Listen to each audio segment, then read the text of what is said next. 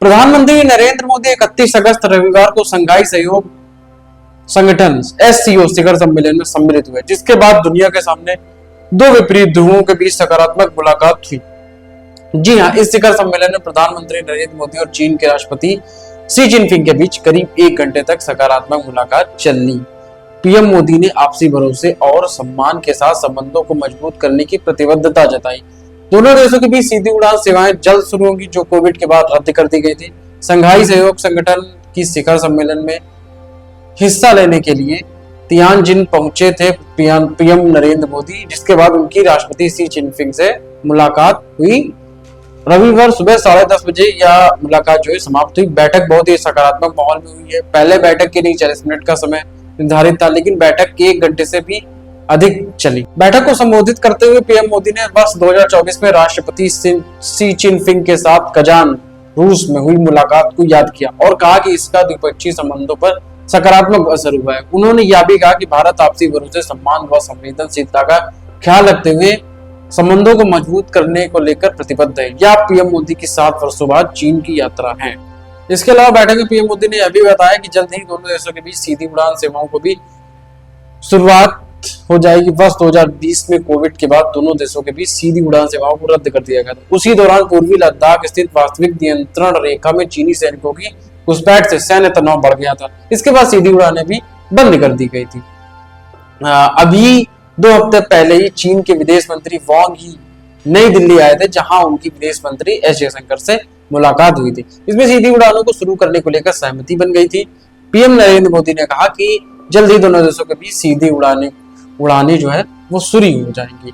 बैठक को संबोधित करते हुए भारतीय प्रधानमंत्री ने कहा कि चीन में गर्मजोशी भरे स्वागत के लिए मैं आपका आभारी हूँ। पिछले वर्ष कजान में हमारी मुलाकात ने हमारे संबंधों पर सकारात्मक असर डाला है।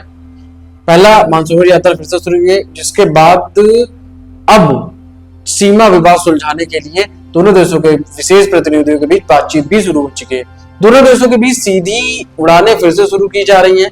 हमारे सहयोग से दोनों देशों के बीच 2.8 अरब लोगों के साथ ही पूरी मानवता का कल्याण होगा। हम आपसी भरोसे व संवेदनशीलता के आधार पर द्विपक्षीय रिश्ते को आगे बढ़ाने के लिए प्रतिबद्ध है। इसके साथ ही सीमा विवाद सुलझाने को लेकर अच्छी पहल सामने आ रही है। बता दें कि साल 2020 में गलवान घाटी में भारत और चीन के सैनिकों में हिंसक झड़प हुई थी। इसके चलते भारत ने चीन के लिए वीजा और फ्लाइट सर्विस बंद कर दी थी। कैलाश मानसरोवर यात्रा पर भी प्रतिबंध लगा दिया गया था, लेकिन अब दोनों देशों के बीच सीमा प्रबंधन पर समझौते और कैलाश मानसरोवर यात्रा की बहाली के साथ सीमा विवाद सुलझाने की भी शुरुआत हो चुकी है। वहीं भारत और चीन के बीच 5 साल बाद सीधी उड़ानें भी शुरू होंगी। दोनों देश राजनीतिक और आर्थिक संबंधों को फिर से मजबूत बनाने का प्रयास कर रहे हैं। बता दें कि भारत और चीन आपस में 3488 किलोमीटर लंबी वास्तविक नियंत्रण रेखा शेयर करते हैं, लेकिन दोनों देशों के बीच लद्दाख के पश्चिमी क्षेत्र और अरुणाचल प्रदेश के पूर्वी क्षेत्र को लेकर विवाद है, जिस विवाद ने दोनों देशों के द्विपक्षीय संबंधों को काफी प्रभावित किया। भारत और चीन की सीमा का निर्धारण 1914 में शिमला समझौते के तहत मैकमोहन रेखा के रूप में हुआ था, लेकिन चीन उस सीमा निर्धारण का विरोधी है और उसे नहीं मानता है।